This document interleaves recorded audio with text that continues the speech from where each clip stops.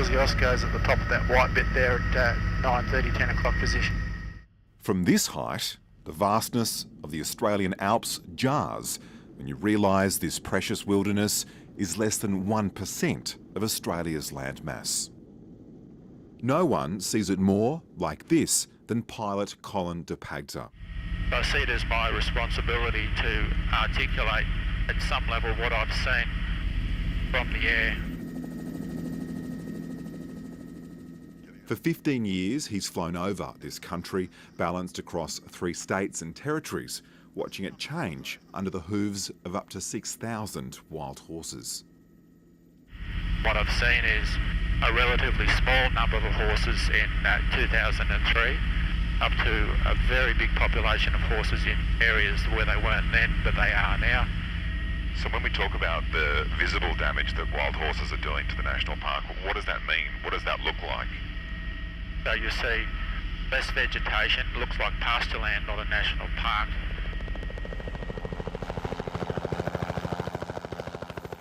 We've arrived at a remote research site with Richard Swain, an Indigenous alpine river guide. Most people just think, yeah, it's a beautiful green paddock in the landscape, but it's not natural.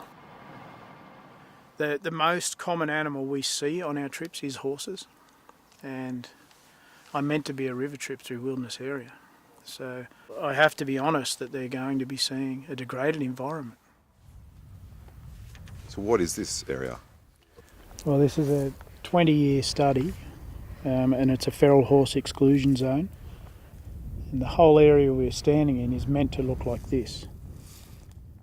These fenced areas have been in existence since 1999, and they're a really stark example of how when you keep the horses out, the vegetation comes back, the habitat comes back, the creeks reform, it settles the system, and you can step outside that fenced area and just see how stomped and damaged and degraded those environments are. 8 native animals, like the alpine skink and the crockery tree frog, are impacted by wild horses turning their once grassy waterways into muddy horse paddocks. And nearby, there's more signs of wild horses. This bubbling little brook emerging out of the middle of the Great Dividing Range is the source of Australia's longest river. This is the Murray. It goes 2,500 kilometres, weaving its way to the ocean through Australia's most productive farmland and forms the New South Wales-Victorian border. But you see, this little stream can't even emerge out of the ground without being trampled by wild horses. An animal that now finds itself in the absurd position of being culled on the Victorian side of the border and protected on the New South Wales side. Sort of makes you realise, being here, that wild horses don't prick their ears to human borders, nor human politics. The Kosciuszko Wild Horse Heritage Bill in New South Wales is the first to protect feral horses in a national park. Deputy Premier. Thank you, Madam Speaker, and thank you for the question. In which science has been sidelined in favour of a panel of hand-picked community members. What is in front of the House today as a bill is one that has had the contribution of so many over decades, one that I'm proud to have, of course, tabled to the House. A community with one particularly prominent voice in the wild horse debate. Peter Cochran, 30 years fighting for the rights of horses in Kosciuszko National Park. Tomorrow, as I said, the New South Wales Government will announce legislation.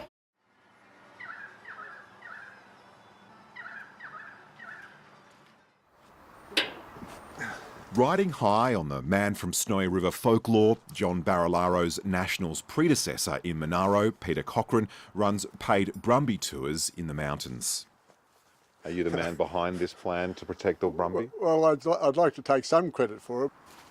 A one-time donor to the Nationals, he's been the key lobbyist supporting wild horses. Well, we most certainly proposed the skeleton of a piece of legislation that we proposed to our local member, which is the right and proper thing to do. How different was that quote-unquote skeleton to the legislation that was passed? Well, it's not as close to what we proposed as I would have liked. The New South Wales opposition said if Peter Cochrane reviewed the legislation prior to being tabled, it could be a breach of the Ministerial Code of Conduct. That's a nonsense. I mean, the fact is that members of the public don't write legislation. Parliamentary council write the legislation. But you seem to have more sway than other citizens. Let me finish. Parliamentary council write the legislation under the direction of the minister. So a member of the public doesn't have any input at all. That's just an absolute nonsense. Did you have the draft legislation written by your lawyer? No, certainly not. But Peter Cochrane's Facebook post on May 20 said the opposite, claiming he and a lawyer drafted the law. Yet no grounds for a parliamentary investigation were found. Come on! Come on! But the new law has opened up an unlikely flank between the traditional battle lines of pro and anti-brumby.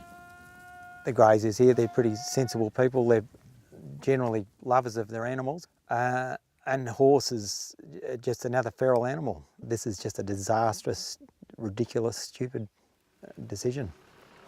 The New South Wales decision to protect wild horses has dismayed some rusted-on Nationals voters. I'm sure it represents a vested interest, but I mean, it's a free country. People can push whatever barrow they wish, and so I don't hold that against Peter Cochrane. For me, the issue is the government making a decision based on purely a narrow focus group or minority make an awful lot of noise, and the government disregarding all the scientific knowledge. So does this wild horse protection bill have the potential to become an election issue here in the region? I think it will be, absolutely. Few Australians have more international clout in national park management and conservation than Dr. Graham Warboys. All the science from our various institutions says that wild horses in Kosciuszko National Park are unacceptable. He's calling on the Commonwealth to step in and bolster National Parks staff who have been undermined by the new law. On national heritage matters, they have powers. They can intervene. They should intervene. And what's the feeling amongst National Park staff who now have less authority and power to deal with the pests that they have in the park? National Park staff can shoot deer, they can shoot wild pigs, they can deal with foxes and cats, but they can't shoot horses. So is this a triumph of politics over science? We're seeing the triumph of politics over a wise conservation reserve. We're seeing the triumph over advice from scientists, yes. You won't have a scientific argument with credibility unless you get the politics out of it. And politics have driven this debate. But politics have benefited your end of this debate, have they not? They have, because we've made it go that way. Very skillful use of the democratic system. I mean, politics is an art, not an accident. And after 50 years of being involved in politics in this country, I know how to get around the place.